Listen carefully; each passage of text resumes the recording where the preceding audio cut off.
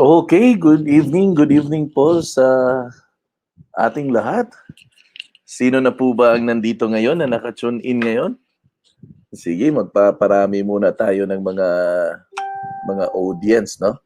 Baka hindi lang po pa siguro na notify. So, anyway, yan, unti-unti nang pumapasok. Hello, Julius. Thank you for joining with us tonight. Yan, nandito rin si Ma'am Jeneline. Ay, Ma'am Jeneline, parang ikaw na lang po ang hindi ko po na-loadan. Kasi kailangan ko po yung number mo, isulat po doon sa nakapost doon sa diyan po sa FB group po natin. Kung saan po yung nakapost na mga winners. So please po ma'am, ano po yung number nyo po na pagluludan, no? I think yun lang po ang, pero nandito ako, no, mga gusto kong ibahagi sa iyo. Ang kulang siguro. Yan. So pakisulat po ma'am, Ma'am Jeneline Lidona. Pakisulat po yung number mo ma'am doon po sa may post na carry mo yan na libro na yung mga winners ba. 'Di ba may post ako doon sa mga winners ng raffle? Ano po Ma'am Lidona yung number niyo po, pakisulat po doon. Paki-type po doon sa comment section kasi doon ko po yung pagbabasihan. So lahat po na i-send ko na po, pati na rin po yung winner ng book ay nai-order na rin po natin sa website ni Chinkitan at ito po ay i-deliver na po doon sa winner sa bahay. So ngayong Sabado naman may raffle na naman tayo ulit, no? So every Saturday may raffle tayo. Ang makapag-join sa raffle ay yung mga nag-a-attend ng mga seminars. So sila po yung mga may entry, kumbaga. So kung nag-join ka ngayon, so 1 entry yan. Mag-join ka bukas, another 1 entry naman. Sa Wednesday, another 1 entry naman. So every time na magkakaroon po ng mga seminars, tapos nagkukuha ako ng attendance, ayun po ay entry po yon para po sa raffle. So may pa-raffle tayong load at saka ngayon mga libro po ni Chinkitan. No? So para magamit rin po ninyo, mabasa-basa ninyo kasi ang daming mga magagandang mga messages na nasa libro po niya eh. So that would be nice also. So para ma-develop na rin po yung habit of reading po, no? Para ma-develop po yung habit of reading. So tonight, nandito na po yung mga iilan sa mga kasama po natin. Sina Julius Dusdus, nandito na rin. Sina Jeneline Liduna. So Ma'am Jen, pakisulat po yung number nyo po. Doon sa, i-comment nyo bale. Then si Teacher Ophil, nandito na rin. Si Mary Ann Quintinita, nandito rin. Si Lynn Cadusali, no? Nandito rin. Hello, Lynn. Tapos, sino pa ba? Si Joseph, no? Si Sir Joseph Torre from Davao City. Salamat Joseph, ha? Tapos si Sir Samuel Krita, dito lang sa Mandaue. Tapos sino pa ba? Yan, tawagin niyo po pa yung iba, no? Kasi sayang po pag hindi rin po sila makarating. By the way, itong topic natin na how is an entrepreneur ay magtatapos po sa araw na to. Bukas po may bago po tayong pag-uusapan naman, pero part pa rin po ng entrepreneurship na programa. Ang title po nito ay How to Become an Entrepreneur. So yun naman po ang pag-uusapan natin. So I hope po naka 23 episode po tayo at ang prayer ko lang ay sana po may natutunan po kayo sa mga nagdaan na mga episode. Alam ko po na medyo marami po tayong mga napag-usapan na, so medyo information overloaded na po yan. Pero mas maganda pa rin po pag from time to time ito po ay nire-recall po ninyo para ito po ay mai-apply. Kasi ang pinaka-intention ko talaga dito ay mai-apply. Over and above na maraming pwedeng gawin, pero ang pinaka-importante po ay ito po ay mai-apply. No? So yun po yung pinaka-objective. No? At least itong journey natin sa pagiging isang entrepreneur ay dito po sa community natin ay magtutulungan po tayo. Okay? Sana ho one of these days mag-create tayo ng meet and greet na mga programa, no, para at least magkakaroon din po tayo ng mga interaction sa mga Pinoy homepreneurs. Kung sino-sino ba itong mga Pinoy homepreneurs. Para, by the way, may mga invited guests po ba kayo dito tonight? No? May mga in-invite po ba kayo? Sana po mag-invite po kayo kasi sayang po yung mga topics natin. Napakaganda po yung mga topics natin. Napaka fruitful po yung mga topics natin. So maganda po kung may mga invited guests din po kayo. Okay. Yan, Sir Joseph, ang nakatuna na ako, Sir, ang mga gidili maggastos sa magtigom para sa kaugmaon. Itong topic na to, entrepreneurship, actually ay 23 episodes na nga to eh. So pwede nyo namang ma-review ang mga episodes nito na nasa YouTube channel natin. So make sure po na kayo po ay nakapag-subscribe. Usually naman, sinishare ko naman ang video sa mga group chats eh. So mag-subscribe po kayo kasi maganda rin po yung may continuous learning po, no? Mapapakinggan ninyo po from time to time. Okay. So nandito rin si Maricel Sungahid, si Florinda Albesa, sino pa ba dito? Yan, si Arnella, no? Arnella Precolis, no? Si Leia Ligaspi nandito rin. So that's nice, no? That's nice. At saka si Raul, si Sir Raul ay nandito rin po, no? Si Sir Raul Ihorango na taga San Remigio, sa northern part po ng northern part po ng Cebu. Okay? Yan. Pero matanong ko lang po, kumusta naman po ang buhay negosyante? Kayo po, kumusta po yung buhay ninyo bilang isang negosyante? Sige, share mo na bago tayo mag-umpisa. Kumusta po yung buhay niyo bilang isang negosyante? Yan, si Lynn Dologin from Dawis, Bohol. Hello, Lynn. No? Kumusta naman po yung buhay negosyante? How was it? How are you doing ba as a business person? Pwedeng pa-share? Pwedeng pa-share doon sa mga experiences po ninyo? Si Jevo. Hello, Jevo. How are you doing bilang isang negosyante? Kumusta po ba kayo bilang isang negosyante? Is there anything that you would like to share bilang isang negosyante po? Anybody? Anybody would like to share kung kumusta na po kayo bilang isang negosyante or kumusta na po yung lakbay ninyo bilang isang negosyante po? How was it? Kumusta na po ba? Sige na ho, pa-share naman, no? Para at least magkakaroon po tayo ng interaction. How was it? Kumusta ba ang buhay negosyante? Yan, si Marivic Abalo. Good evening. Good evening, Marivic. No? Sabi ni teacher, busy na, sir. Yan. Pero i-balance nyo ha, kasi ayaw ko rin po kayong ma-burn out. No? Alam ko po, busy. Alam ko po, maraming transaksyones, maraming dapat gagawin, pero sikapin nyo po magiging balanse para hindi po ma-burn out. No? Kasi pag nag-burn out po kayo, talo na po kayo dyan. No? Pag nag-burn out po kayo, talo po kayo dyan. So, sikapin po na hindi po kayo ma-burn out. And nandito rin si Maribel. Hello, Maribel. Si Marilyn Aroba. Hello, Marilyn. No? Si Jebo sabi niya, masaya bilang isang negosyante, sir. At least, ganda yung comment ni Sir Jebo, no? Masaya. Happy, no? Si Ma'am Leia, minsan nakaka-stress, sir. Lalo na pag walang benta. Minsan sabi Leo, nakaka-stress pag wala nang benta. Alam nyo guys, always remember, kasi minsan kasi talaga totoo yan, no? Pag wala kang benta, medyo matamlay talaga, nakaka-stress. Pero ito lang always ko na iniisip eh. The reason why wala kang benta, baka kulang yung mga approaches na ginawa mo. Kaya ako no, I always say this, if there are tools available, make use of the tools. No? Because ang objective naman ng tools ay to make things easy for us eh. To make things easy for you. So kung sa tingin mo mahina ang takbo ng negosyo, baka kailangan mo ng tools. No, baka kailangan mo ng tools. So yun lang importante. Sino ba dito ang naka-attend sa Saturday na seminar ni Chinkitan doon sa online negosyante?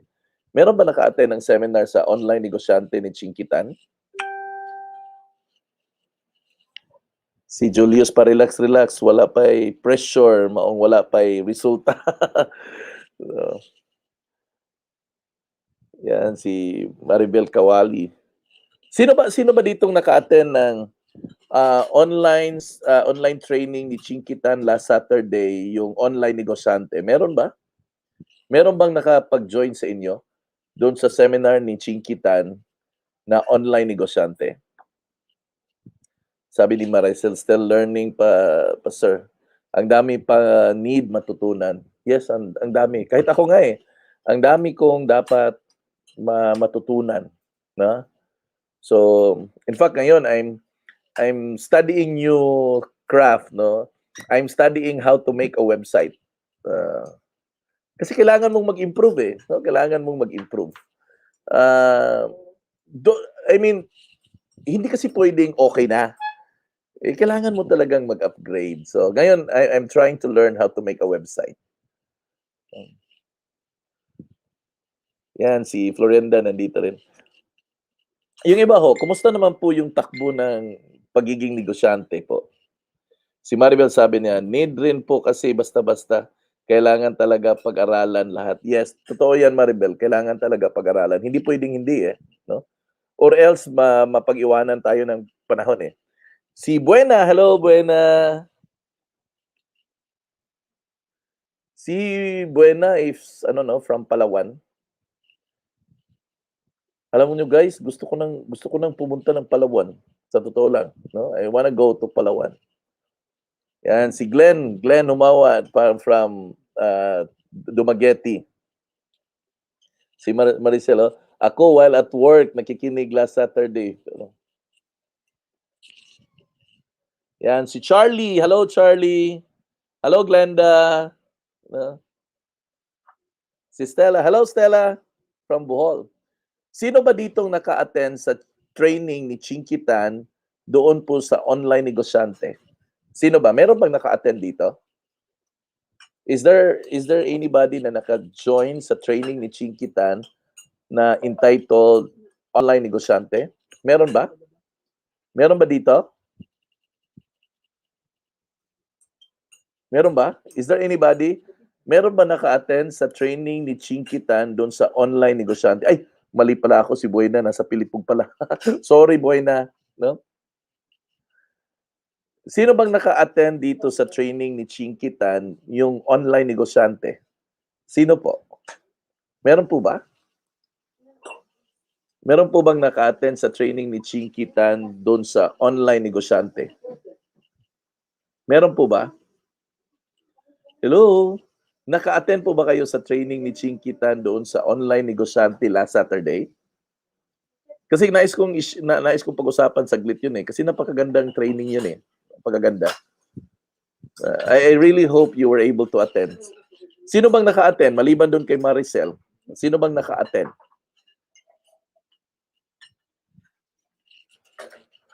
Walang naka-attend, ho? Walang naka-attend sa training ni Chinkitan doon sa online negosyante? Wala po ba? Sayang naman, no?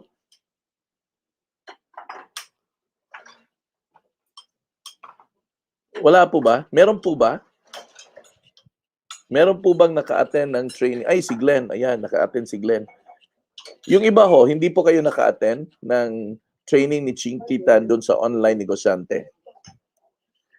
Bigyan ko kayo ng overview doon sa pinag-usapan lang para at least magagamit nyo po. Pero if that would be the case, magsiset aside tayo ng another time para sa training na yan. Sa training na yan, sa training ni Chinky last Saturday, pinag-usapan po doon ang mga tools para sa online business. Nangunguna po doon yan si Jevo, hindi, sayang. Alam nyo guys, sayang na hindi po ninyo na-attenan yun. Kasi ang pinag-usapan doon ay tungkol po yun sa Facebook, paano gamitin ang Facebook, si Instagram, si Twitter, si YouTube, si Pinterest, at saka si LinkedIn. Pero okay na yung LinkedIn or Pinterest kasi hindi naman masyadong popular. Pero gusto kong malaman kasi ninyo paano gamitin si Facebook at saka kahit si Facebook at saka si Instagram. Kahit yung dalawa lang, si Facebook at si Instagram. Kasi ang laking bagay po na matutunan nyo po yun, ang laking bagay po para sa negosyo. Now, I'll share this to you. Kanina po nag-post ako, may PN ako 3 accounts. Prospect ko yon mula sa Facebook.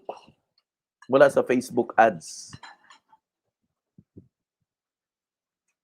Si Jevo hindi siya nakapasok. Ang gawin niyo po guys, mag-download kayo ng application na Zoom. Okay? Ang kay Chinky kasi nga training, bawal kasi i-Facebook Live eh. No? Part po yun ng agreement po namin. So, bawal siya i-Facebook Live. So, pwede lang siya i-Zoom. So, para hindi po kayo mahirapan, mag-download po kayo ng Zoom application. Okay? Mag-download. Doon kasi sa mga members ko sa real estate, sanay na yan sa Zoom eh. Kasi Zoom parati ang mga ginagamit eh. Mag-download po kayo ng Zoom na application. Pag naka-download na po kayo ng Zoom na application, pag may link po na pinapadala, ang gagawin nyo lang po ay pindutin na lang po ninyo ang link kasi automatic po, bibit-bitin po kayo doon sa Zoom na platform.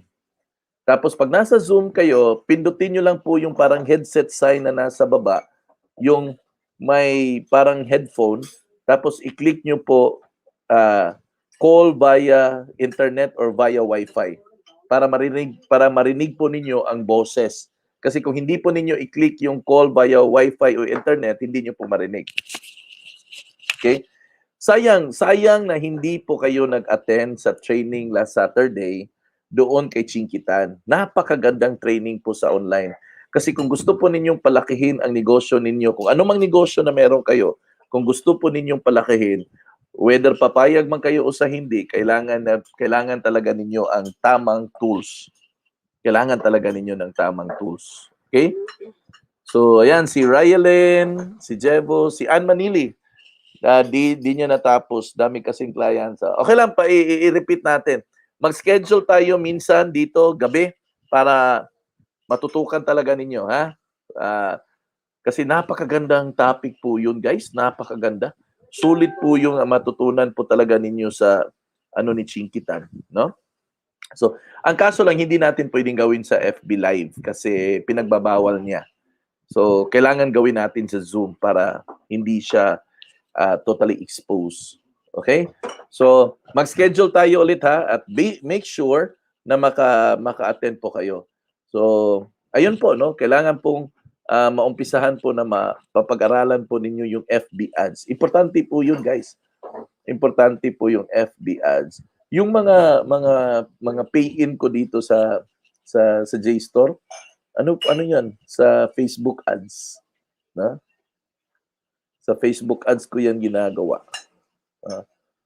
So very helpful, very helpful. Okay. So sa pagpapatuloy po natin, magtatapos po tayo ngayon sa topic na who is an entrepreneur. Nasa episode 23 na po tayo. Na konting review lang po. Ang pag-uusapan natin na who is an entrepreneur ay nasa acronym pa nito na ENTRE, no? So may actually karagdagan yan. Yung last is actually letter P. Supposedly entrep yan. Tapos pag-usapan natin ang 5+1 characteristics of an entrepreneur. So ibig sabihin, may nadagdag po na isa na characteristic sa pagiging isang entrepreneur. Ayan, 5 lang sana ito supposedly, no? Itong engross with the why. Napag-usapan na natin yan na dapat may matinding rason ka talaga para ikaw ay magnegosyo. Dapat hindi mag-give up. Dapat tuloy-tuloy lang talaga. May mga pagsubok sa negosyo, natural lang yan. Dapat ang mindset at attitude natin is never give up talaga. Then, bilang isang negosyante, ang dami nating problema na mai-encounter talaga. It is totally impossible po na wala pong problema pag ikaw ay nagnegosyo na. So meron talaga. So bilang isang negosyante, dapat ang mindset po natin ay always thinking of a solution. Hindi po pwede pong pag may problema, basta lilingon ka na lang at iiwanan mo. So syempre, haharapin mo, re-resolbahin mo at maghanap ka ng solusyon para nito. Diba? Tapos pang-apat, pinag-usapan natin yung responsible and being independent. And number 5, eager to learn, relearn, and unlearn. Okay? So in short, in a nutshell, ang why po, ito po yung magiging fuel po ninyo para itaguyod yung mga plano po ninyo sa negosyo ninyo. Pero kailangan mo munang i-define kung ano talaga yung purpose mo. So without the purpose, hindi po kayo makapag-establish ng talagang why po ninyo. Okay? Number 2, maraming mga opportunity na dumating sa buhay natin. At ako, naniniwala ako na ito rin naman ay mga magagandang opportunity. Ang diferensya po ay hindi sa opportunity. But ang diferensya po ay nasa tao na andaling mag-give up. Konting kirot lang, ayan, give up agad. Pag ma-reject na, give up agad. Pag hindi nakabenta, give up agad. Kung hindi maka-recruit, give up agad. Kung ikaw ay give up ng give up, paano mo maipalago yung negosyo mo? Paano mo ma-build ang negosyo mo? So definitely, wala kang maitayo talaga na negosyo pag give up lang ng give up. Diba? Number 3, marami sa atin, yes, may mga problema sa negosyo, instead na ito'y harapin, ang ginagawa natin ay tinatalikuran natin. Minsan nagrereklamo na tayo, minsan mainitin na rin ang ulo natin, pero would it solve the problem? Nako, hindi rin. So dapat proactive tayo. Always tayo on the positive side and always thinking for a probable and possible solution. Now, hindi ko naman pwedeng sabihin na may mga solution talaga na all in all. Wala. There's no such thing as one shoe fits all. Hindi ho. Every problem demands a unique solution. So you just have to be sensitive and creative on what could be the possible solution to whatever problems you are facing. Di ba? Ganun lang po yun eh. And a lot of people actually never reach into the point na mahanap po yung solution kasi ang always nakikita nila ay problema sa bawat solution. Kung ano pwedeng solution muna pag-iisipan natin? Kasi kung ganun ang magiging situation natin, problema sa lahat ng solusyon, ay nako, wala kang mahanap na solusyon dyan. Bagkus ang mahanap mo parati, puro problema. No? And that's exactly why a lot of people na nasa negosyo, pag may problemang dumadaan, ay ito, mag-quit na lang. Okay? Number 4, dapat kung ikaw ay isang negosyante, dapat ikaw ay responsable at independente. Alam mo, may mga tao na makakatulong sa atin sa negosyo. May tinatawag tayo na upline, downline, crossline. Itong mga tao na to ay yes, makakontribute doon po sa journey natin sa pagiging negosyante. Pero kung gusto po nating lumaki at lumago ng gusto ang negosyo natin, kailangan natin responsable po tayo at higit sa lahat, kailangan din po na independente tayo. Kaya, ang pinaka-suggestion ko, learn as much as you can with your uplines. Now, learn as much as you can with all of your uplines because yun lang naman ang kailangan eh. Learn, then your time to apply it. Okay? Na ngayon, number 5. Ito na po yung pag-uusapan natin.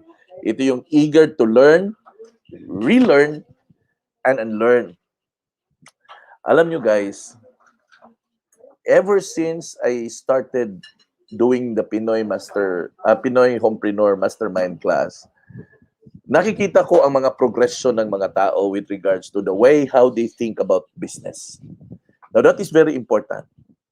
Now, remember that every time, every seasons in life, ay meron pong kanya-kanyang mga estilo at mga ways in order for your business to grow. Pagdaan ng panahon, ang mga dati nating natutunan ay malamang magiging outdated na kasi may mga bagong pamamaraan na. But that doesn't mean that we keep on changing for the sake of changing. Hindi po. We change because there is a need to change. Yan lang po. Maraming mga negosyo na nawala sila kasi hindi po sila nakapag-change. Nangunguna dito si Kodak. Akala ni Kodak na hindi magiging threat ang mga cellphone na mga Android or mga iPhone na pwede nang mag-picture. Wala. Binabaliwala nila. Ayun, tuloy, wala na si Kodak. Diba? Si Nokia na dating pinakamalakas na cellphone, ngayon, naririnig pa ba ninyo si Nokia? Hindi na. Ano na ba ang maririnig ninyo? Vivo, Huawei, Samsung, iPhone. Bakit? Kasi etong mga cellphone na to ay nag-innovate, nag-improve sa mga sarili nila. So in short, the reason why na outdated po yan is because wala po silang tinatawag na learn, unlearn, and relearn. Naniniwala sila na okay na to. Alam ko na lahat to. Eto na to. Only to find out na wala na rin. So that is the same with us. Tayo. This is very important among us. Kasi tayo may attitude tayo na mag-isip tayo minsan na alam na natin lahat eh, no? Ay, hindi na ako mag-attend dyan. Alam ko na yan eh. Ay, narinig ko na yan eh. Ay, naka-attend ako niyan eh. Mga ganun ba? But remember, even if you have attended it, I'm sure, nakakalimutan mo rin. Bakit? Sa kadami-dami bang mga seminars na na-attend natin, na-remember lahat natin ang pinag-usapan? Hindi naman. Kahit nga ako mismo ilang beses na ako nakapag-attend ng mga seminar. Alam mo, ito si Chinkitan, ito yung pinakasuki ko na mag-a-attend talaga. Ako, nagbabayad talaga ako niyan. Pero sa lahat ng mga sasabihin niya sa araw na yan, maniwala ka sa hindi ko maalala lahat. As in, hindi ko maalala, makakalimutan ko. Siguro ang maalala ko, mga 10% lang. Ganun kaliit po. So that explains why na tayo, we have to have a continuous learning. Hindi po sapat yung, okay na. Hindi po yung sapat na dahil nakapag-attend ka na okay na po yun. It's totally impossible. It's really totally impossible. That's the reason why if you wanted to grow, if you wanted to be innovative, kailangan mo talaga na mag-develop ng habit of learning. Kaya ituro niyo po sa downline po ninyo yan. Alisin po yung attitude na alam ko na yan. Patay tayong bata niyan. Pag ano ng attitude, alam ko na yan. So tanggalin yan ha. Tanggalin yan kasi wala yung patutunguhan. Okay? Now sabi ni Alvin Toffler, no? Sabi ni Alvin Toffler na the illiterate of the 21st century will not be those who cannot read and write, but those who cannot learn, unlearn, and relearn. Grabe. Ang sabi ni Alvin, ang mga illiterate daw sa panahon ngayon ay hindi daw yung hindi marunong sumulat at magbasa. Ang mga illiterate daw sa panahon ngayon ay yung hindi daw marunong matuto. Well, yeah, who cannot learn, unlearn, no? Tanggalin yung natutunan at aralin ulit ang dapat aralin. Learn, unlearn, and relearn. So isa lang po ang ibig sabihin. Dapat meron po siyang continuous learning. Ang dating epektibo before, ngayon probably hindi na epektibo. Ang dating pwede pang ganitong estilo, malamang ngayon ay hindi na po pwede. So may mga situations po na gano'n. So if you are going to stop learning, then definitely you stop growing. Okay? Now, ano ba ang mangyayari if hindi ka mag-pace sa mga bagong learnings? One day, you will be gone. Magiging isa ka sa endangered or extinct. Alam mo yung endangered species or extinct? Yung pawala na ba? Bakit ngayon? May nakikita ka ba ng dinosaurs? Wala na. Kasi extinct na sila. Hindi na sila nag-i-exist. So kung ikaw ay hindi po mag-pacing doon sa mga panibagong learnings, ay balang araw, ikaw, you will be gone. Gaya ng mga hayop na to, endangered or extinct. Kayo ba, gusto nyo magiging endangered kayo or extinct? Because that's exactly what will happen. If one day, if you don't pace with the learnings, well, one day, bye-bye. Bye-bye na kasi you cannot cope up with the changing times. So what will you do? You need to learn to unlearn. Sabi nila, it's hard to teach an old dogs a new trick. Sabi nila. Di ba? Totoo ba yon? It's hard to teach an old dogs a new trick. Kasi yung aso po, kung ano po yung tinuro mo sa kanya, yun po ang nakasanayan na gagawin niya. Tama po ba? Di ba? Kung tuturuan mo ang aso na dito ka kakain, dito ka matulog, pagkatapos mong kumain, pumunta ka dito, yun ang susundin po niya na pattern. Now, kahit kung tumanda naman ang aso na yan, kahit turuan mo siya ng mga panibagong steps, hindi niya susundin yan. Totoo yan for the dog. It's hard to teach all dogs new tricks. Totoo po yan. Pero ang tanong po, ito po yung tanong. Ikaw ba ay aso? Hello? Kasi tama yun sa aso eh. Pero ito yung itatanong ko sa iyo. Ikaw ba ay aso? Meron ba tayong nagjo-join ngayon sa seminar na to na aso? Sino bang aso dito ngayon? Aso ka ba? Sino bang aso dito? Hello? Pa-acknowledge daw. Sino bang aso dito? Sabi ni Marilyn, no, I'm not. Oh. Because yung statement na yon, it's hard to teach all dogs a new trick only applies to the dogs. So kung alam mo na hindi ka aso, then you definitely know how to learn to unlearn. Di ba? So dalawa na ang hindi aso dito, si Marilyn na lang at saka si Julius. Yung iba na nag-attend dito, aso pa. Okay? So kung ikaw ay hindi ka na aso, isa lang po ang ibig sabihin, then you can learn to unlearn. Bakit? That what sets apart between humans and animals. That what sets apart between humans and animals.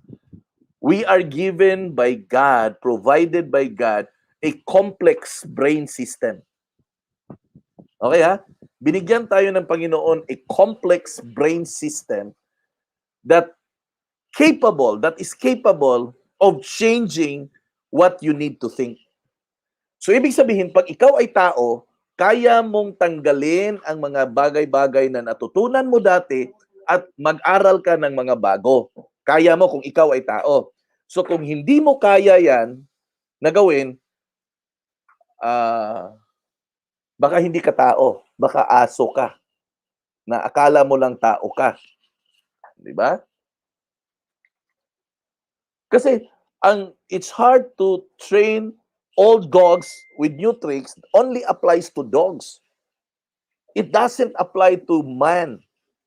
Hindi po siya nag-a-apply po sa tao. Kasi ang tao po ay mayroon pong complex brain system that is capable of making and deciding anything na gusto mong baguhin. So kung kaya mong mag-learn to unlearn, ay tao ka. Kung hindi mo kaya, ang ibig sabihin, aso ka. Ang tanong, papayag ka ba na magiging aso? Sino bang papayag dito na magiging aso?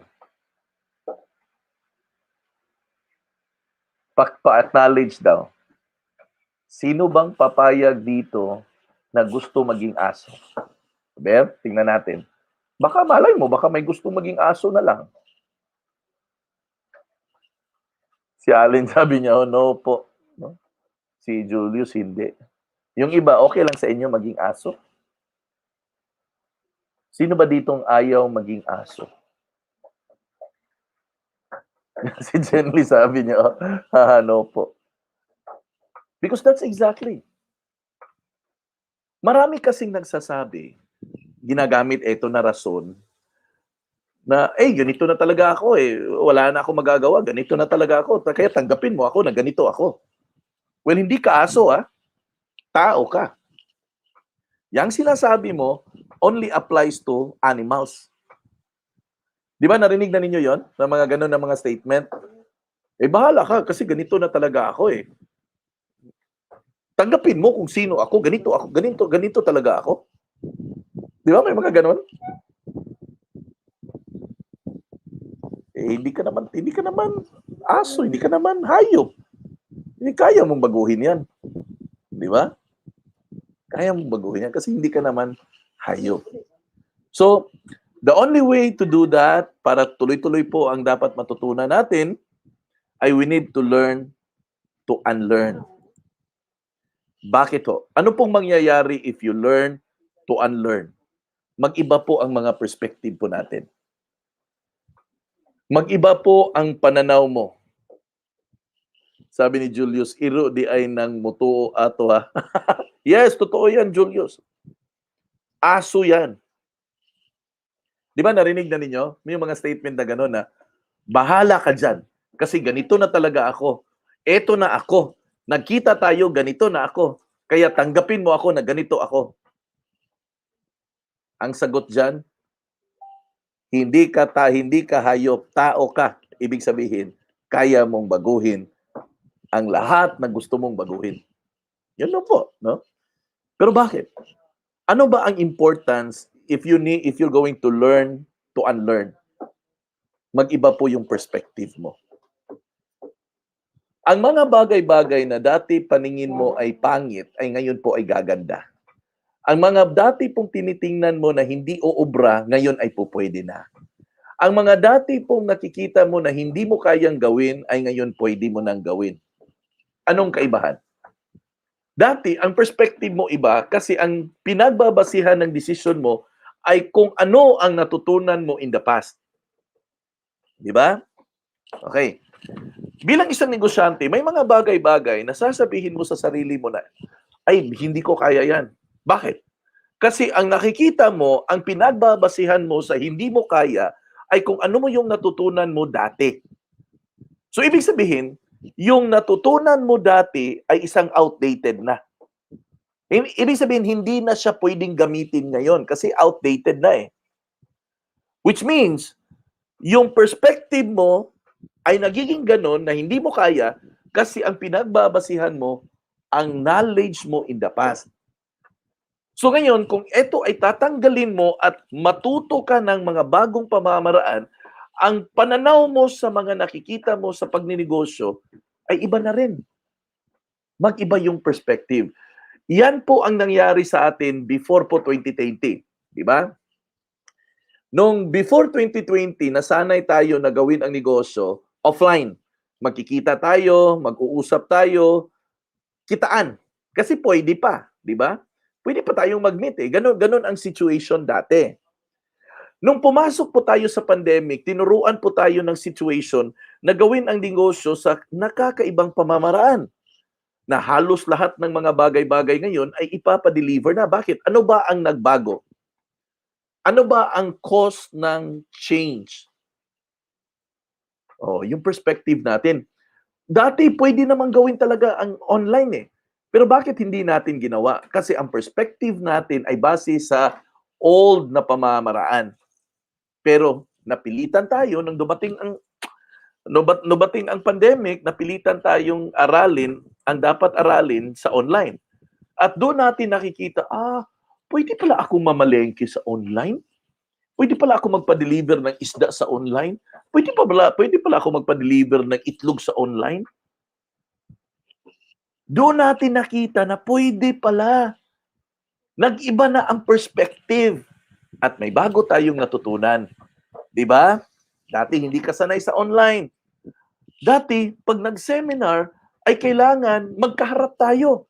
Uupo ka dyan at makikinig kayo sa akin, nakatulala.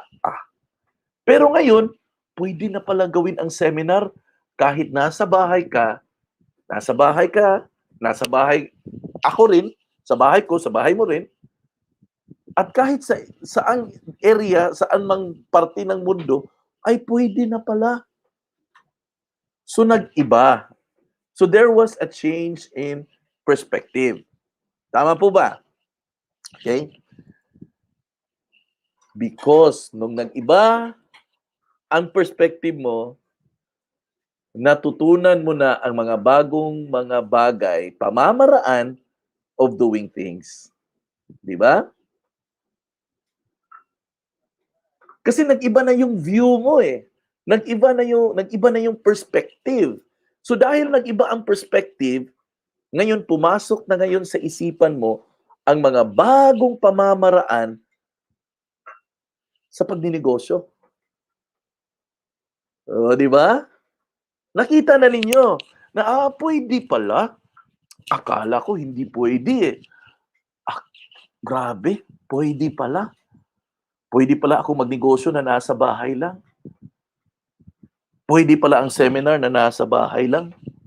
Pwede pala ako mag-attend ng training na nasa bahay lang. Pwede na pala ngayon ipapadeliver ang mga in-order ko kasi meron naman talagang courier, merong GRS, merong LBC, merong G&T Express.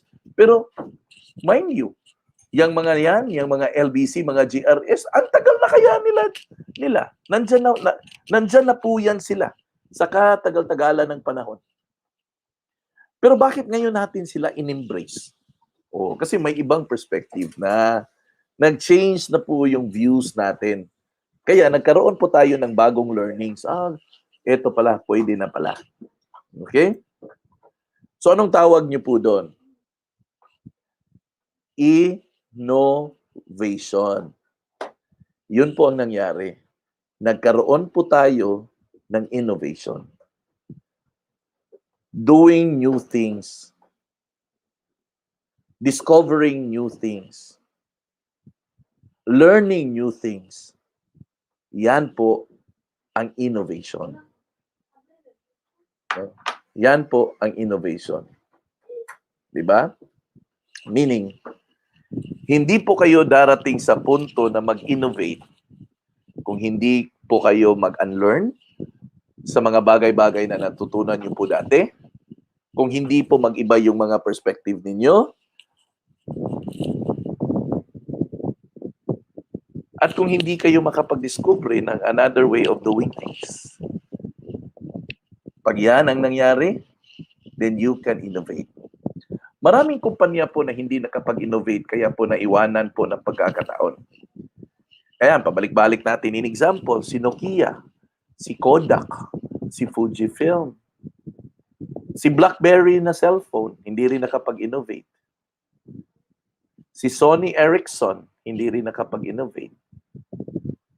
Ang dami ho. So if you and I will not going to learn new things, if you and I will not going to innovate, then definitely, maiiwanan po tayo ng panahon. If there's one big investment that you are going to make, that is in developing yourself. Ayun, na-share ko sa inyo kanina. Ngayon, nag-attend po ako ng isang online tutorial on how to make website. Bakit ako nag-attend? Bakit plano ko bang magagawa ako ng website at pagkakitaan ko? Hindi. Ang plano ko, gusto kong matutunan paano gawin yan kasi kailangan na. Kasi dati po, ang website ay para lang po sa mga kumpanya.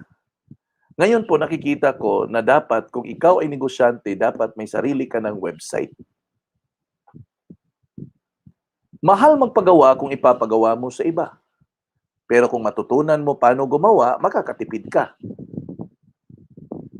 Tama ba? Bakit mo nasabi, Joff, na ang website ay dati para sa mga kumpanya lang? Yes, totoo naman yun. Ang may mga website dati ay yung mga kumpanya lang. Yan, jstoreinnovation.com, .asia.ph. Pero, hindi nyo ba naisip na baka pwedeng magkaroon ng juliusdusdus.com? Hindi nyo ba naisip na baka pwedeng magkaroon ng marilinarroba.com? alinortega.com? marivicdelgado.com? josephtorre.com? Hindi nyo ba naisip yan? Kasi, ikaw ay negosyante na rin. Kung ikaw ay magkakaroon ng julius.com, ibig sabihin ikaw ay may sarili kang negosyo, may sarili kang kumpanya na nasa .com.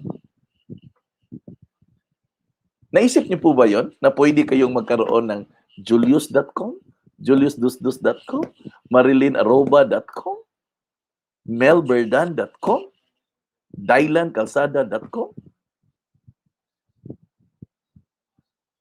Julius, kinsa coach nimo, sir? Si Edward Reformina ba, sir? Hindi Julius.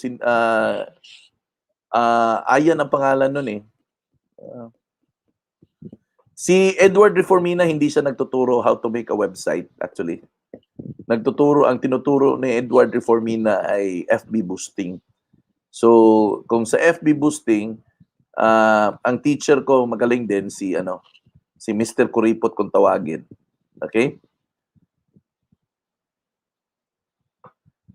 Because that's we are already in the .com world, no? 'Di ba? So think about it. Think about of innovations, no? Baka pwede mo nang isipin sa sarili mo na baka pwede akong magkaroon ng mindabagyo.com. Di ba? Pwede 'yon. And that will represent you and the business that you have. Mindabagyo.com. Engage into real estate and a unified top distributor. Mga ganun, di ba? Pwede yun. It's just that we need to change our perspective. We need to find new ways of doing things, and that's what we call innovation. Di ba?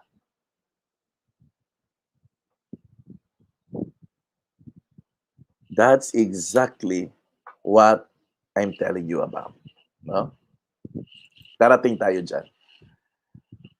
Ito yung plus ko, na 'di ba? Kasi 5 characteristics plus 1. Ito yung last. Plant, seeds, and harvest. Dinagdag ko to, plant, seeds, and harvest.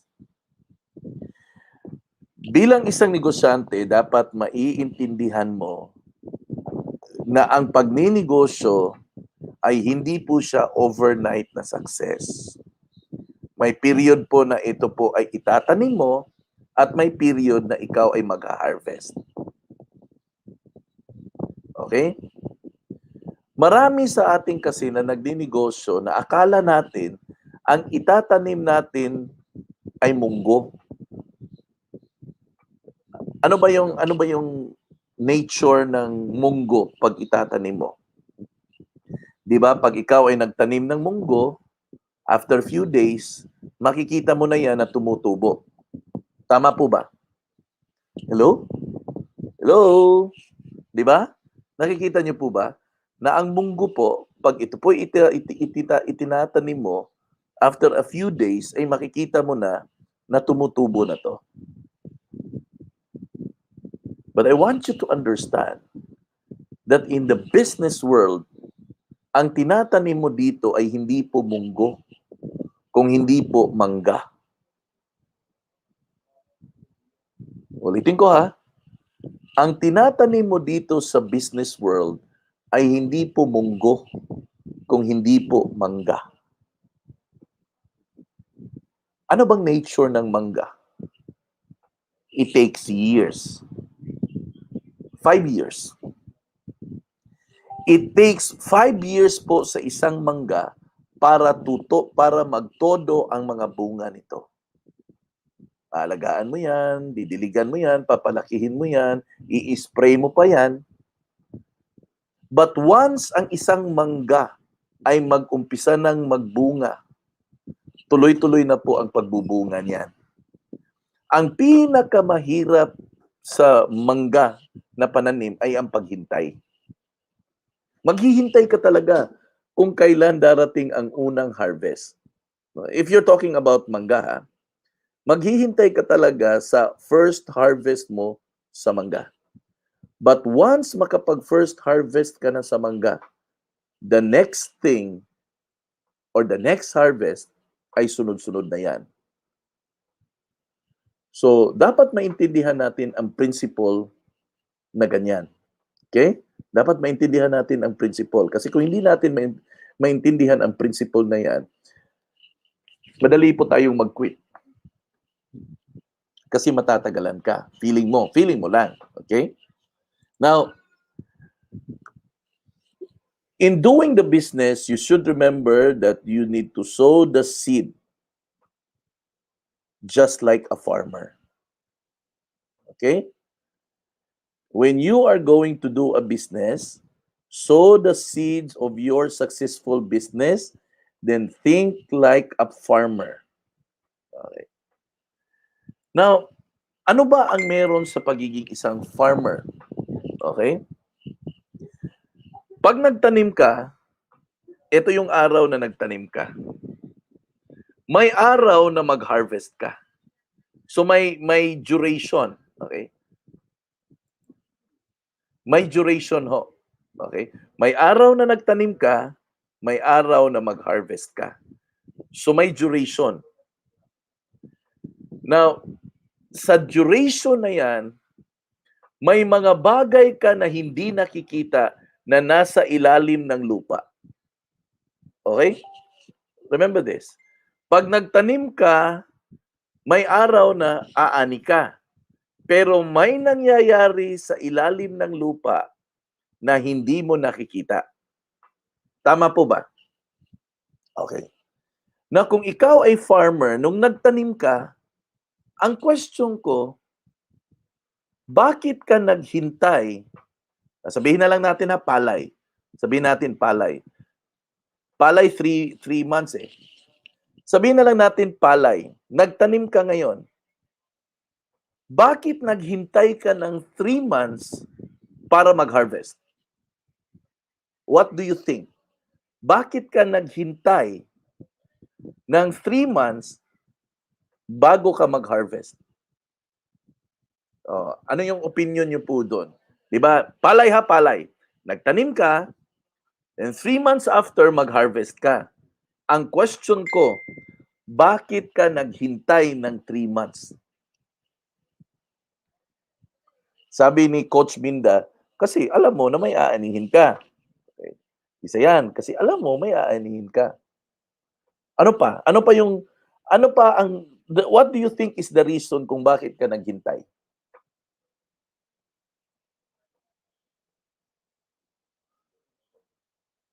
Sabi ni LMA, saktong atiman, alaga muna coach. Alagaan mo na. Si Julius sabi niya, alam mo na nabubunga sa panahon na yan.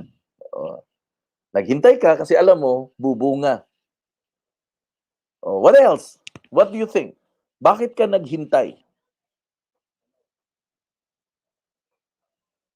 Kasi may reason yan kung bakit ka naghintay talaga. May process po kasi, coach. Yes, may process. Ang tamang time to harvest. Si Glenn, kasi alam mo na mamumunga yung itinatanim mo. Si Glenda, sabi niya, matured na po, ready to harvest. Pero, seedling pa yun eh, nung nagtanim ka eh. Pero bakit ka naghintay? Sabi ni Hani Serrato, sorry Len, hiram ako ng anak ko. Okay lang po yan, Ma'am Hani. No? Sabi ni Coach Minda, tulad sa mangga, you reap what you sow. Okay, ganito po yun. Tama naman yung sagot niyo lahat. This is the principle why, kung bakit ka naghintay. Nung nagtanim ka, ito po yung gusto kong makita po ninyo na principle. Bakit mo siya tinanim? I-process natin ha. Alam mo na 3 months after, aani ka. Pero ang question ko, bakit ka nagtanim? Sabi ni Rylin, kasi gusto mong lumago at dumami ang ani, kaya naghintay ka. Pero ang question ko, bakit ka, kasi alam mo yun eh, naghintay ka kasi alam mo na mag-harvest ka. Pero ngayon, para makita natin yung principle, gusto kong itanong sa iyo, bakit ka nagtanim?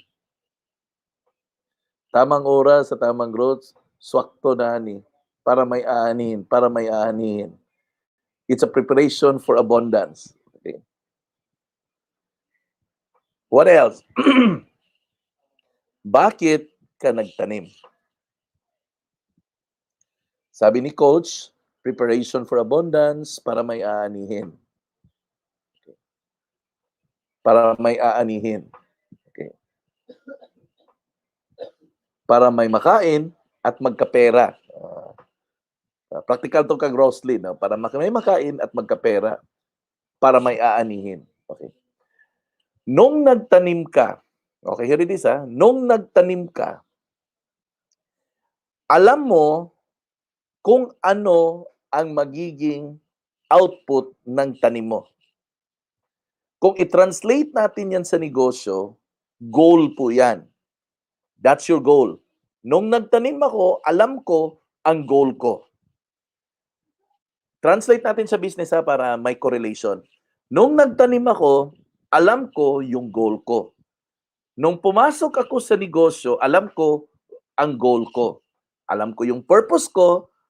Sa makatwid, alam mo yung why mo.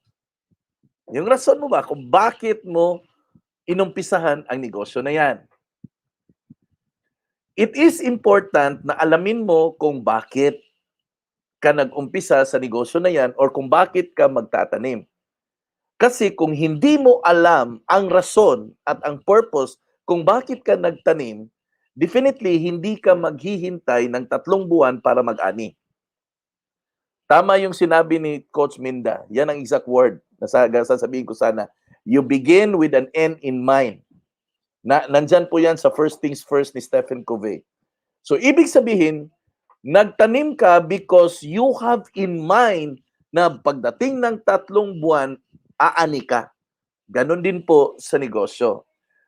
Nang nag-umpisa ka ng negosyo, dapat you have an end in mind.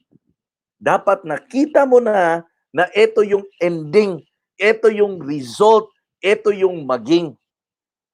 Kasi kung nakikita mo yan at alam mo yan na yan ang end in mind mo, then definitely, maghintay ka sa 3 buwan para aani ka. Kahit hindi mo nakikita kung ano ang nangyayari sa ilalim ng lupa. Di ba? Kasi hindi mo naman nakikita talaga ang nasa ilalim ng lupa. Pero bakit ka naghintay ng 3 buwan? Kasi nung tinanim mo yan, nakita mo na mag-aani ka 3 months after. Tama, yan ang exact statement. Ipakita ko ha. Ito yung exact statement na gusto kong sabihin. You begin with an end in mind. Yan po ang reason kung bakit ka naghintay ng 3 buwan para makaani ka. Pero ang tanong, bakit kung magninegosyo ka, wala kang end in mind? So yun po ang reason kung bakit ang dami pong sumubok na magnegosyo pero huminto. Okay? Sabi ni Rodelo, you cannot start if you don't know the end. Exactly. Exactly. So in short, right at this very moment, when you are engaged on a certain business, you've got to think of what is the end in mind. So yun po ang reason kung bakit may mga tao na nagnegosyo ngayon, after a few rejection, after a few discouragement, after a few problem, nag-quit. Bakit sila nag-quit? Oh, simple lang. Kasi hindi nila talaga nakita kung ano talaga yung magiging resulta. Di ba? So right now, if you're doing business right now, you've got to be certain. Alam mo kung bakit ako nag-last ng 10 years sa real estate? Because on this day, itong nangyari sa akin today, na nagkaroon ako ng kumpanya, nagkaroon ako ng development, nakita ko na to before it actually happens. The day na I started doing the business, I already saw this day. Nakita ko na ang araw na to. It was only a matter of time bago ako makarating dito. Yun ang exactly nangyari kay Mr. Walt Disney. Nung in-interview ang asawa ni Mr. Walt Disney, ang interviewer sabi niya, sayang madam no na hindi na nakita ni Mr. Walt ang Disneyland. Alam mo anong sagot ng asawa ni Mr. Walt? No, nakita na niya to bago ito nagkatotoo. O yan, sinulat na niyan sa autobiography niya. Sabi ng asawa ni Walt Disney, nakita na ni Mr. Walt ang hitsura ng Disneyland Bago pa naman ito, naging isang Disneyland.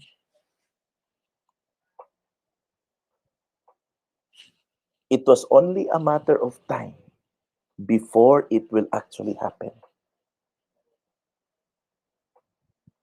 Di ba? I think it's about time that you got to see the end in mind. Kasi if you won't see it, I tell you, in the middle of the journey, you will quit. You will really quit. I've seen it a lot already. I've seen a lot of people that are good starters, but poor finisher. Ganun tayo always eh. Okay lang sa umpisa. Kalagitnaan, magbibitiw na. Umpisa naman. Pagdating sa kalagitnaan, quit naman. Pag may narinig na opportunity, umpisa naman. Pag hindi nakayanan, quit naman. May i-offer naman, umpisa naman. So anong nangyayari? Hala, umpisa ng umpisa. Walang natapos. Sorry. So you've got to see the end in mind. You've got to see it. Now, all opportunities are good. I always say that. All opportunities outside are good. Because lahat ng opportunities po, may mga success stories po dyan. Hindi mo kasi pwedeng sabihin na mas maganda ito kaysa dyan. Hindi kasi po pwede mong sabihin na mas magaling ang kumpanya na to kaysa ito. Hindi mo pwedeng sabihin yun. Every company has its own strength. Every company has its own limitations. Pero you know what will set the difference between winning and losing? It's us. Tayo. It's never the company actually. It wasn't really the company. It was actually the people. Kaya nga, I always say na, it's pointless to compare opportunities. No? It's pointless to compare opportunities because every opportunity has its own strength and weaknesses. Ultimately, tayo po yun. Tayo po ang nagsiset apart between winning and losing. You just have to choose. No? And when you talk about planting, you need to constantly water the plant in order to grow. Hindi naman kasi po pwedeng pagtanim mo, iiwan mo na. Di ba? Yun ang sagot niya kanina eh. Naalagaan mo muna, didiligan mo. Well, that's true. Nothing, as long as it's alive, as long as it's a living thing, nothing will really grow hanggat hindi mo siya alagaan. It's true for plants, it's true for animals, it's even true for our babies. So the reason why lumalaki ang mga anak natin because inaligaan natin. Binihisan natin, pinaliguan natin, pinakain natin. And that's the reason why one day nakita natin malaki na sila. And that's the same thing with business. You've got to nurture the business, you've got to water the business, you've got to take care of the business. Kasi kung hindi mo gagawin yan, it will never grow. Hindi po yan mag-grow. Wala pa po akong nakita na pananim na pag itinanim mo dyan, pag iiwan mo, automatic mag-grow. Hindi ho. It will never grow. Marami kasing tao na sumubok at mag-join ng negosyo. Akala kasi nila na pagpasok mo sa negosyo, automatic mag-grow. No. It will not. So kailangan mo muna siyang i-cultivate. Kailangan mo siyang alagaan. Kailangan mo siyang diligan. I-take care mo siya. Then you will see na it will grow. Ibig sabihin, my point na you have to nurture and see it for yourself na one day it will grow. Now, let's take a look at how to grow your business like a plant. Okay, tingnan natin ha. Paano mo ba palakihin yung negosyo mo like a plant? Kasi yun ang nagiging example natin eh. Yun ang nagiging model natin. We are going to grow our business like a plant. Now, let's take a look at it. What are the characteristics having the right when we say how to grow our business like a plant, the first consideration is the right soil. Okay? That's the first consideration. The right soil. Okay? Now, I don't know about you if you have tried planting. I don't know about you if you have tried planting. But it is important that you need to understand what kind of soil na kung saan mo siya itatanim. Tama po ba?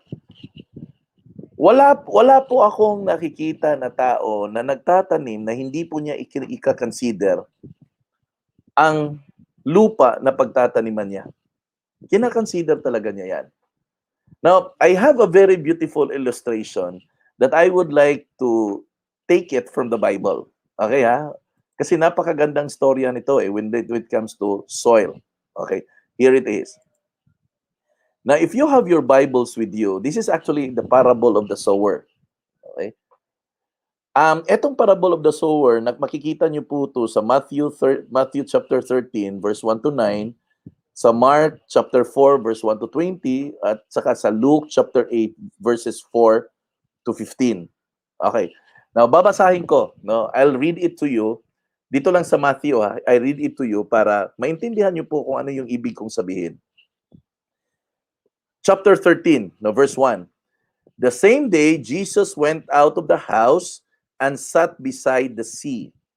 The great crowds gathered about him, so that he got into a boat and sat down, and the whole crowd stood on the beach. And he told them many things in parables, saying, a sower went out to sow. Okay, ito na yon. The sower went out to sow. Okay.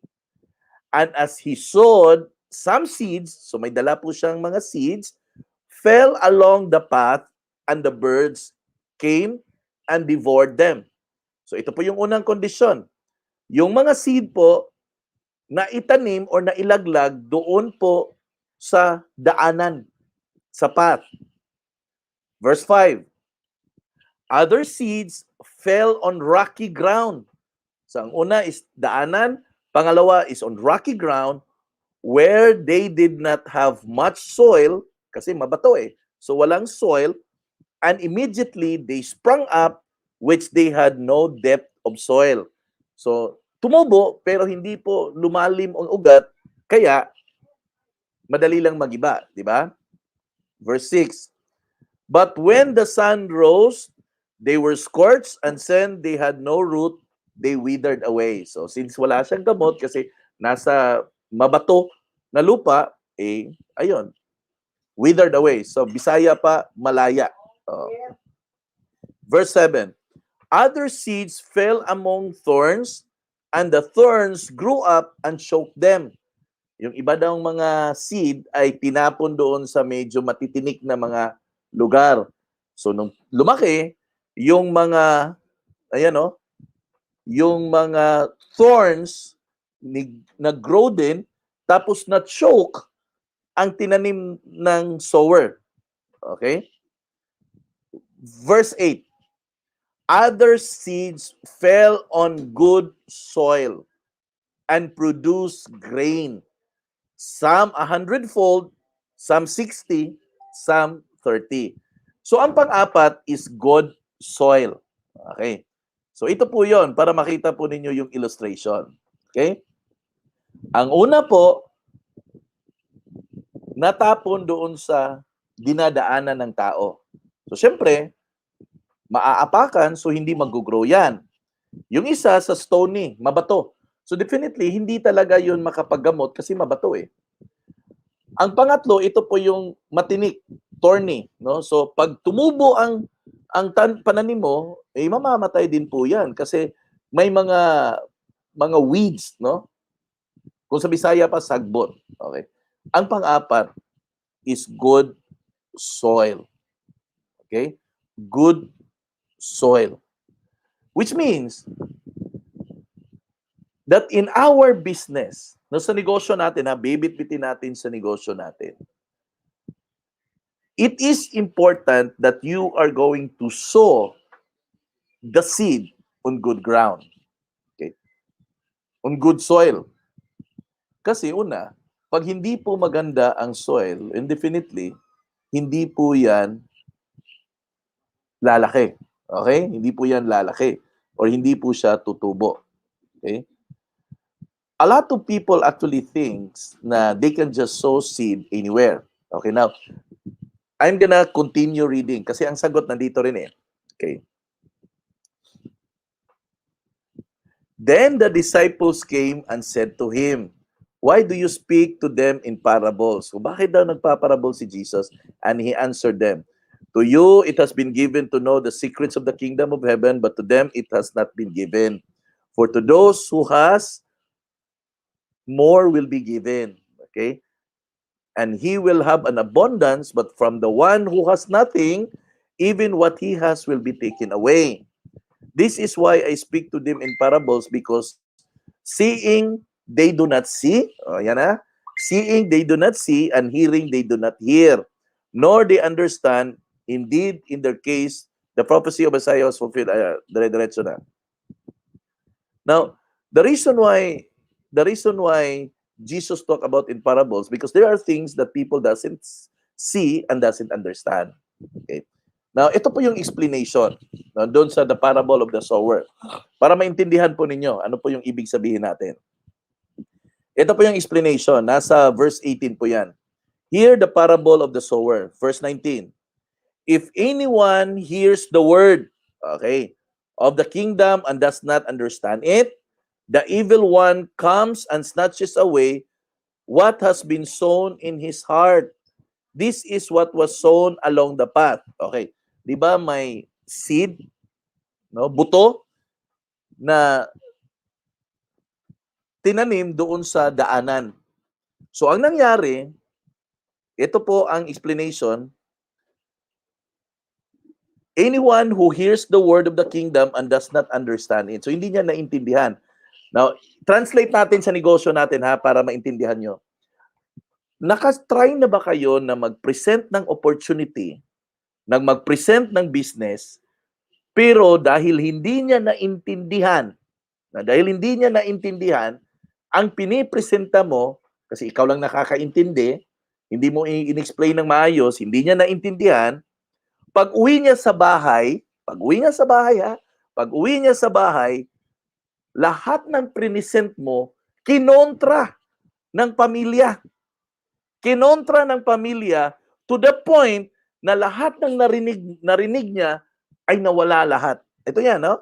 What was sown in his heart snatches away. This is what was sown along the path. Okay? So, condition number 1. So, sino bang nakatry ng ganon? Sino bang nakatry ng ganon na nag-explain ka, pinakita mo yung business, pinakita mo yung opportunity, pero dahil hindi niya naintindihan, dahil hindi mo maayos in-explain, pag uwi niya sa bahay, ang pamilya niya na hindi rin nakakaintindi sa negosyo, excited siya, umuwi, shinare ang business, doon pag-share sa business, hindi naiintindihan ng pamilya, or yung kaibigan, or kakilala, ang nangyari, ito sila, negatibo, at ang nangyari, lahat ng narinig ng tao na kinakausap mo, nawala rin. Sino yung naka-experience ng ganon? Sige daw. Para ma-process po natin. Kasi gusto ko may process eh. Sino bang naka-experience ng ganon? Hello? Meron bang naka-experience ng ganon? Meron ba? Do we have na merong naka-experience ng ganon?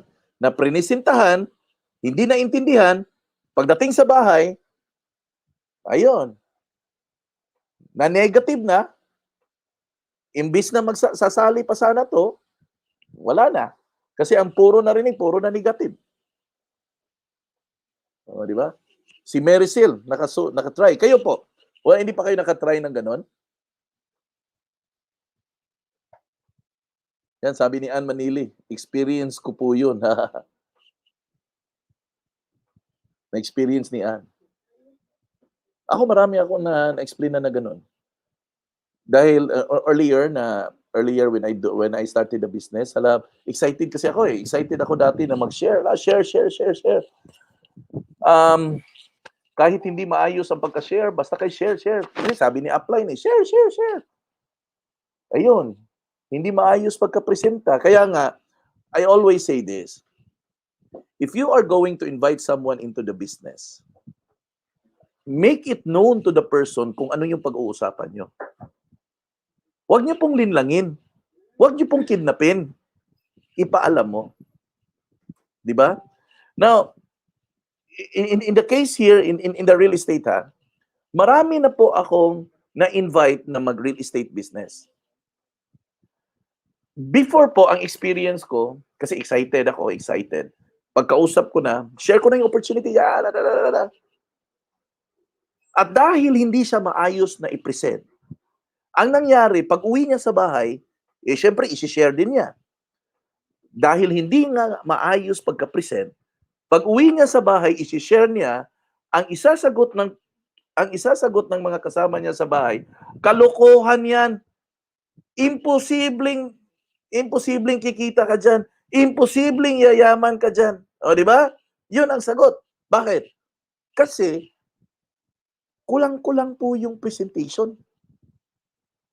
So, kung ano yung maliit na naintindihan ng kausap ko, pagdating sa bahay nila, walay. Tanggal lahat. The next time na magkikita kayo, next time na iti-text mo siya, ang response niya, negative na. Para nang ayaw nang mag-join. Ang dami kong mga ganun na magtanong, ano yan? Real estate. Tapos, sisikapin kong i-explain ko sa chat. Then eventually, I begin to understand, ay, naku, hindi pwede. Kailangan talaga mag-usap kami. Kailangan talaga mag-attend siya ng seminar. Kailangan talaga makinig siya dyan. Kasi that's the only way na maintindihan niya lahat ng sasabihin ko. Kasi kung hindi niya maiintindihan, wala. May naka-experience ba ganon? Maliban dito nila, sino? Nila Maricel, si Josel, naka-experience din. Maliban nila ni Giogo, maliban nila ni Julius. Yung iba ho, naka-experience ba ng ganon? Okay, that's number 1, ha? Okay. Number 2. Verse 20, ang explanation. Doon sa rocky ground. Okay? As for what was sown on rocky ground, doon daw sa rocky ground, mabato, this is the one who hears the word and immediately receives it with joy. So yun daw na itanim sa mga bato, mababatong lugar. Ito yung excited. Tinanggap yung explanation mo. Masaya, excited nga eh. Yet, he has no roots in himself, but endures for a while, nakaya for a while, and when tribulation or persecution arises on account of the word, immediately he falls away. So, explain ko. Nakatry ba kayo na may na-explainan kayo, excited sa negosyo, sumali agad, nag-join agad. Pero ang problema, ayan o, he has no root in himself. Excited, nag-join, he has no root, so hindi po nakagamot, anong nangyayari? Pagdating daw ng tribulation at persecution, so excited, nag-join. Ngayon, kumausap ng tao. Nung kumausap ng tao, kasi excited eh, na-reject. Nung na-reject, nasaktan. Nung nasaktan, dahil sa sobrang sakit, anong nangyari?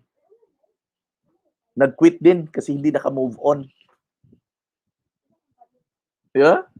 Nag-quit din kasi hindi naka-move on. Bakit hindi niya nakayanan yung rejection? Ba't hindi niya nakayanan yung no? Ba't di niya nakayanan? Alam mo bakit? Kasi hindi pa po siya nakagamot. Oh, di ba? May mga may mga may mga ginagawa tayo na gano'n. Okay? Nare-relate na ninyo ba sa negosyo ninyo? Nare-relate na ninyo? Okay. Okay, ito.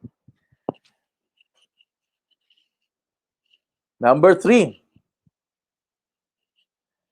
As for what was sown among the thorns, yung matinik naman.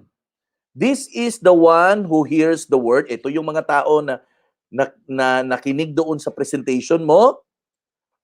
But the cares of the world and the deceitfulness of riches choke the word, and it proves unfruitful. So ito po yung mga tao na napresentahan mo, nakinig, excited, no? Excited. In fact, iniisip na niya, na eto na talaga, yayaman na ako dito, no? Yayaman na ako dito. Eh, nung kayod na siya, nahihirapan siyang mag-recruit kahit isa. At dito niya naiintindihan na hindi ko pala kakayanin. Eh, anong nangyari? Akala niya, sinungaling yan na opportunity na yan. Hindi totoong yayaman ako dyan. Hindi totoong kikita ako dyan. May mga taong ganon. Kasi ang expectation ay mali. Ito po yun, maliwanag, deceitfulness of riches choke the word. Deceitfulness. Ayan, maliwanag yung sinabi ng Bible. Deceitfulness of riches choke the word. Hello? Na-relate na po ba ninyo yon? Sinong makaka-relate? Ito po yung reason kung bakit po dito sa grupo natin, hindi po ako believe sa mga power na presentation. Grabe! Power! Iinit ang dugo ko niyan. Kasi false expectations yan. Relate ba kayo niyan? Relate ba kayo? Kailan nyo ba ako naririnig na power? Naririnig nyo ba ako na ganon? Naririnig nyo ba ako na dinadaan-daan ko lahat sa power? Power! Where pa? Naririnig nyo pa ba ako? Naririnig nyo ba ako na ganon? Hindi nyo ako maririnig na ganon. Alam mo bakit? Kasi ito yung sabi, deceitfulness of riches choke the word, and it proves unfruitful.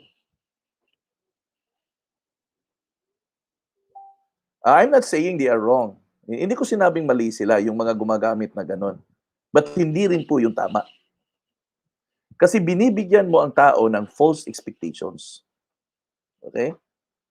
I'm not saying they are wrong, ha? I'm not saying they are wrong. But what I'm saying, nevertheless, ang act po na ganun ay hindi po yun siya tama kasi we are giving people a different expectation, false expectations po. Kaya nga kung nakikita nyo po dito sa atin, may mastermind class talaga tayo na nagtuturo talaga tayo kung ano po yung dapat. By the way, hindi ako ang may sabi niyan, ha? Ito, ang Bible ang may sabi. No? So, imposibleng magkakamali ang Bible. Ito yung sabi, maliwanag. Deceitfulness of riches choke the word, and it proves unfruitful. Maliwanag, Verse 23. Ito po yung pang-apat, on good soil. As for what was sown on good soil, this is the one who hears the word. Okay, ito Ito po yung nakapakinig and understands it. Ayan, maliwanag. Maliwanag ang sinabi niya, For what was sown on good soil, this is the one who hears the word and understands it. Maliwanag. He indeed bears fruit and yields in one case 100-fold, in another 60, and another 30. So in short, ang tao po na mashiran po ninyo sa business, yung nakakaintindi talaga, yun ang magiging productive. Yun po ang magbe-bear ng fruit. Ito ang sabi, oh. Ulitin ko ha, hindi po ako ang may sabi nito. Hindi po ako ang may sabi. Ang Bible lang may sabi, oh. Ito sabi, maliwanag, oh. For what was sown on good soil, this is the one who hears the word. Again ha, number one, hears the word and understands it. He indeed bears fruit. O yan, maliwanag at sagot. Oh. Pag naintindihan niya, pag naintindihan ng downline mo, siya ay mamunga. Hindi lang po iisa, kundi 100-fold. Maliwanag. Maliwanag ho. And that's exactly what I wanted you to understand. If you wanted to build a stronger network, if you wanted to build a stronger business, it is important that they are going to understand what they are getting into. Dapat importante po na maintindihan nila kung ano po yung pinasok nila. Hindi po siya dapat na hindi po maipaliwanag. You get my point? Ang dami pong frustrations. That's the reason why po marami pong tao na nagki-quit in the middle of the journey. It is because tayo na mga upline, hindi po natin na ipaliwanag ng maayos. Dahil hindi natin na ipaliwanag ng maayos, ang ibig sabihin, hindi po nila naintindihan. At dahil hindi nila naintindihan, in the middle of the journey, nag-quit ho siya. I hope you get the point. I hope you get the value of it. Kaya sabi ko, if you have prospect, bring them here to the mastermind class muna. Bring them here. This is so important because it is in the mastermind class that he will begin to have a different perspective.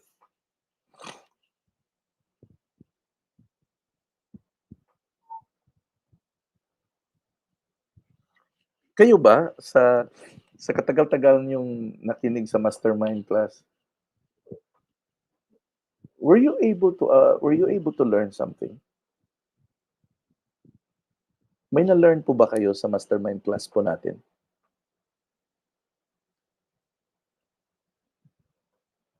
Because ang pinaka-intention ko po ay may ma-learn po tayo sa mastermind class. Kung nakikita nyo po, ang mga tinuturo po natin dito ay hindi po natin dinadaan-daan sa hyping. Dinaan po natin sa tamang understanding. Kasi yun po ang tama. Kasi yun po ang tama. Okay? So, yun po yung good soil. Ha? Yun po yung good soil. Okay? Number 2, constantly watering it. Number 2, diba, how you grow as a farmer? First is you have to plant it in good soil. And second is you are going to constantly water it. Now, wala po akong nakita na nagtatanim na hindi po niya dinidiligan ang tinatanim po niya. Wala po. I haven't come across with one. You cannot just leave the seed and allow it to grow na basta na lang. O, hindi po pwede. After po na ito ay itatanim mo, kailangan mo siyang alagaan. Minsan bungkal-bungkalin mo yung lupa para makahinga. At more so, ang pinaka-constant na gagawin mo actually is ang pagdilig. Now, the reason why dinidiligan mo is because you understand na kailangan niya ng nutrients. Okay? Kailangan niya ng nutrients para mag-grow. Para mag-grow. Kasi kung wala po yung nutrients, he is not going to grow. Okay. Now, here po, I'm going to share you something. Okay. Here are 4 ways to grow a business. Okay. Ito po yung 4 na dapat mong tingnan para i-grow mo po yung negosyo mo. Number 1, increase the number of ideal customers. Okay. Bakit kailangan mong i-increase ang number ng customer mo? Because business is all about numbers game. The more customers you have, the more income you have. That is the same also with building the organization when you have your downlines. The more downlines you have, the more income you have. No downlines, you are left only with yourself. Tama po ba? So if you wanted to grow your business, you've got to look at it this way. It is totally impossible na lalaki ang kita mo kung iilan lang ang tao meron ka. So in the case of network, you've got to bring in more people. In case of sales, in case of bentahan, you've got to have more clients or customers para mas malaki ang profit mo. Number 2, get the customers to buy more often. Now, in the case of selling, ang gusto mo na mangyari na ang mga kliyente mo ay patuloy na bibili at magpo-purchase ng mga produkto mo. Kung ikaw ay nagbebenta ng insurance, gusto mo na ang kliyente mo hindi lang siya ang bibili ng insurance, kundi pati na rin ang pamilya niya. Kung ikaw ay nasa real estate, ang gusto mo hindi lang siya ang bibili ng property, kundi gusto mo na i-refer ka rin sa mga kaibigan niya na bibili ng property. Di ba? Kung ikaw naman ay nagtitinda ng mga online items, gusto mo na ang mga customer mo ay parating bibili ng mga online products mo. In the case naman of network marketing, gusto mo na ang mangyayari na lahat ng mga downlines mo ay patuloy din pong magre-recruit ng mga bagong tao na magjo-join sa negosyo. Para the more people na meron ka sa negosyo, patuloy silang nagre-recruit, patuloy na lalaki ang negosyo mo. Tama po ba? Number 3, increase the average sales value. Now, kung ang income mo sa negosyo mo ay eto lang, for example, ang income mo sa negosyo mo, 5,000 lang. Kung wala kang idadagdag na gagawin dito, ang income mo ay 5,000 lang talaga yan. So para mag-increase ang 5,000, dalawang parte ang gusto mong, ang probably na pwede mong gawin. Una, magdagdag ka ng maraming tao na magbibenta ng produkto para sa'yo, para lumaki ang income mo. Pangalawa, magdagdag ka ng marami pang mga taga-benta, reseller, distributor, kung ano man ang tawag niya. Di ba? Or pangatlo, gumamit ka ng mga technology na magmo-multiply ng benta mo or ng recruit mo. Di ba? Kung gusto mo ng maraming benta, mag-Facebook ads ka. Kung gusto mo ng marami kang recruit, mag-Facebook ads ka. O di ba? So mag-grow yung business. Pang-4, improve your systems and processes. Itong pang-4 po, it refers to you. Kung gusto mong mag-grow sa negosyo mo, ikaw, i-improve mo ang sarili mo. Kasi ang system dito ay ikaw. Ang processes dito ay ikaw. So kung hindi mo i-improve ang sarili mo, hindi rin mag-grow ang business mo. Kaya kung hindi ka pala attend ng mga trainings, kung hindi ka pala attend ng seminar, maniwala ka man o sa hindi, ang hirap mo pong lumaki ang negosyo mo.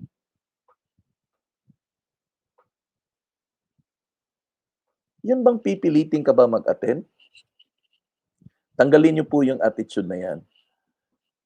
Alam niyo naman ang mga schedule eh. Kasi kung tutuusin, pwede namang hindi na kailangan mag-text eh. Kung responsible enough talaga tayo. Wala naman tayong binabago sa mga schedules natin eh. Schedules natin, fixed lahat yan. Diba? Pag sinabi kong alas 8 talaga yan. Wala po akong seminar na alas 8, alas 9 mag-uumpisa. Pag sinabi natin alas 8, pagdating ng alas 8, bubukas yung mga videos diyan. Because I am very particular with time. So if you wanna improve your system and processes, will you start? You better start equipping yourself. A lot of us actually think na yung mga natutunan natin ay okay na yon. Akala kasi natin na pag naka-attend ako isang beses, fights na yon. Well, it's not enough. Na nakikita nyo po in how to grow your business. In order for you to grow your business, isa lang po ang meron doon. Sa explanation ko ba? Isa lang po ang meron doon. You just have to increase the number of people. It has always been the number. You just have to increase the number. So anong tawag po doon if you increase the number?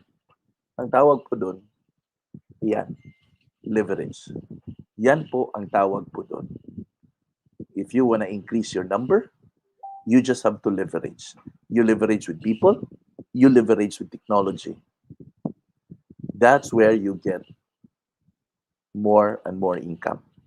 So if you want leverage because you don't believe in leverage, well, I'm sorry to tell you that there is no other way of doing it except that way.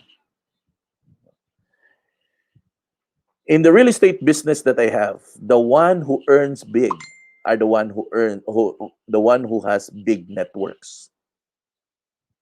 The one who enjoys a regular monthly income are the one that has networks. Everything. You go to insurance, ganun din. Ang merong regular na income are those people with networks. Direct selling, ganun din. When you have the networks, you have the regular income. That's exactly how it is. Huh? Last, di ba, good soil or the right soil, and second is constantly watering it. Number 3 is the right gardener. The right gardener. Now, what do you mean by the right gardener? Isa lang po ang ibig kong sabihin, the right gardener. That means become the right you. How will you become the right you? Paano ka ba maging the right you? What do you think? How you will become the right you? Paano po ba kayo magiging the right you? Any idea? Can we have some sharing before I'm about to end, by the way? Gabi 29 na lang, no? Kanina marami yun eh. Almost 40. Hindi na kayanan ng iba. But again, let's share. How to become the right you? Paano ka ba magiging the right you? Kasi you cannot assemble the right team if you don't become the right you. Sabi ni Julius, constant learning. Julius hit the jackpot answer. Constant learning. That's how you become the right you. If you haven't developed the character and the attitude of learning, you will never become the right you. So kung gusto mong maging the right you, it has to begin with you learning. Because if you will never become the right you will never be able to assemble the right team.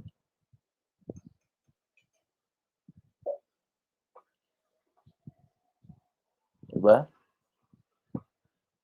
Ito yung sinabi ni Coach Minda.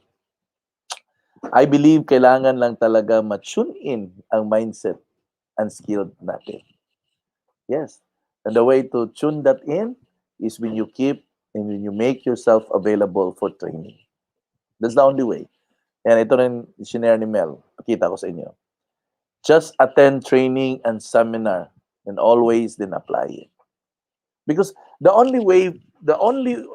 cannot find any other way to become the right you except when you start equipping yourself, developing yourself, improving yourself. And that is done through training and seminars and all others. Kasi lahat tayo nangarap na gusto magkaroon ng magandang team, malaking team, the right team. Paano ka magkakaroon ng the right team na ikaw mismo hindi ka pa nga nagiging the right you? Di ba? Kasi marami na akong natanong. Gusto nilang magkaroon ng the right team. Gusto kong gumawa, Sir Jove, ng the right team. Kaya nag-isip-isip din ako, paano kaya siya makakagawa ng the right team? Hindi pa nga siya nagiging the right you eh. So ikaw muna. You should be the right you.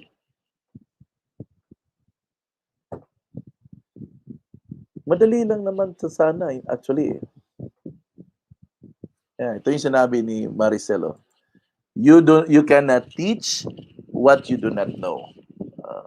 You cannot teach what you do not know. Or you cannot give what you don't have. That's how simple it is, no?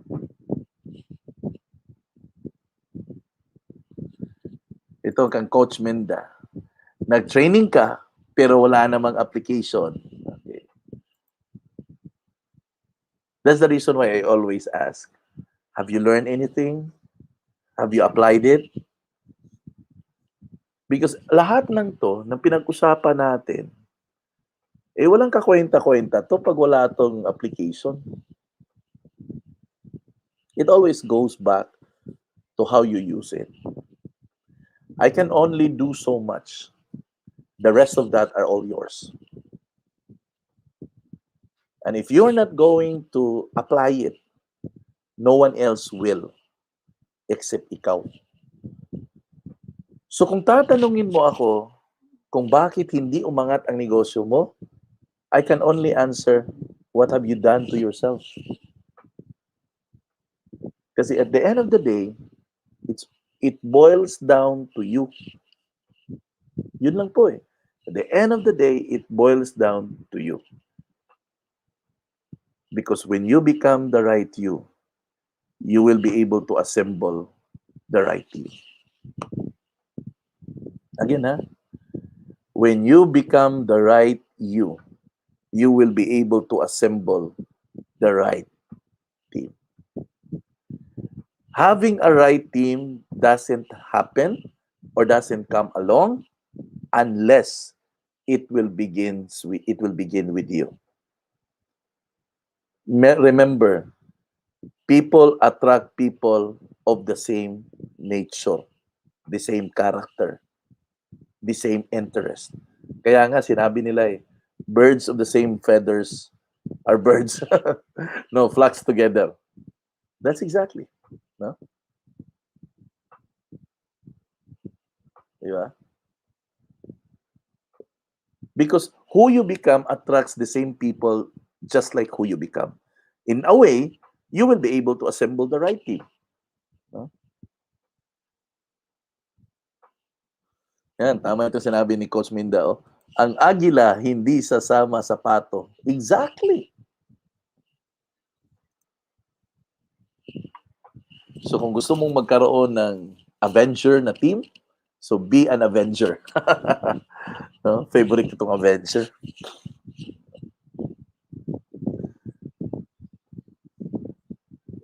The journey that we took in this mastermind class is quite a long journey already. But if there's one thing that I really appreciate actually, is I've seen a lot of us nandito is now starting to grow actually. Marami rin naman ako nakikita na nag-grow na. And I'm happy with that. I'm happy with that.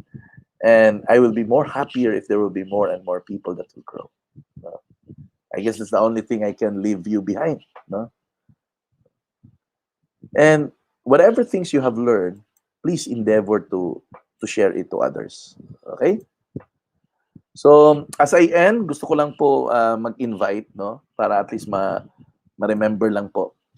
Every first and third Thursday of the month, 8 p.m. po yan via Zoom, meron po tayong The Circle. And this is very important. This is one of our, should I say, a must na mga gatherings because in The Circle, it will help you nourish your soul, no?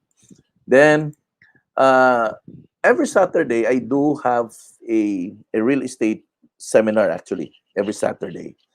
But this week I have a special session Friday night at 8 p.m. You might want to you might want to take a look at it and probably be able to see some opportunities in there as well. Then every Wednesday and Saturday at 8 p.m. I do JSTOR Business Opportunity Seminar, and that is twice Wednesday and Saturday at 8 p.m. Okay, so that's an invitation. Okay, now doon po sa mga nanalo po sa raffle, ang hindi ko pa po na-loadan ay si Jeneline Liduna na lang. Paki-type po yung number po. Yung book na nanalo kay kay Ma'am Allen ay nai-order ko na po. I'll send you later, teacher Ma'am Allen, ha, yung order code ng gaya ng kang Marivic. At hintayin na lang natin kasi sabi na doon sa website ni Chinky ay 10 to 14 days. So roughly 2 weeks po. Okay? So hintayin na lang. So okay. So ang attendance po ay kukunin ko po ang attendance po ninyo ngayon kasi ang makakasali po sa raffle sa Saturday ay yung pong mga nag-attend lang. Alangan, kung ilang beses ka naka-attend, yun po yung number of entries na meron ka. So kung 3 beses ka naka-attend, ay 3 entry din. So more chances of winning pag marami kang beses nag-attend. Okay? So can you please type your complete name in capital letters po, ha, sa comment section po dyan sa baba. Kasi madali ko namang matrace po doon, no?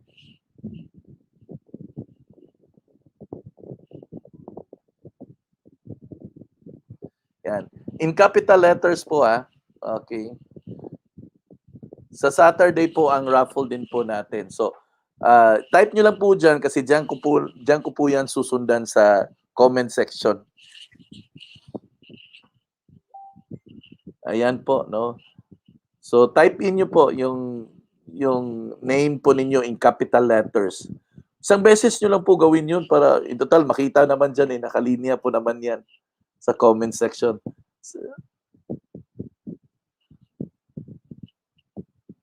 One time lang po, no? One time lang. Kasi nakikita naman yan dyan sa comment section.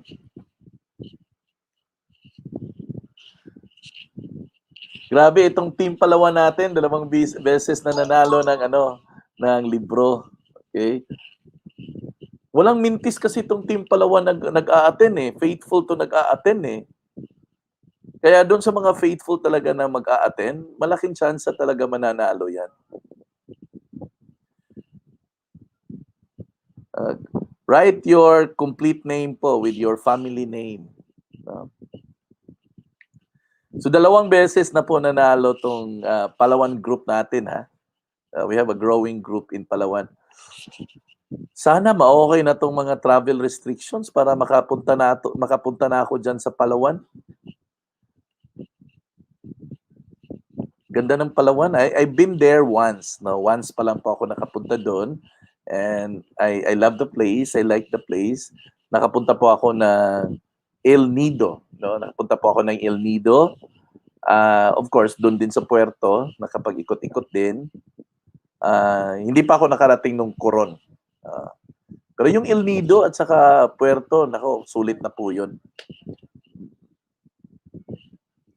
Okay. Nakapag-type na po ba lahat? I think nakapag-type na po lahat.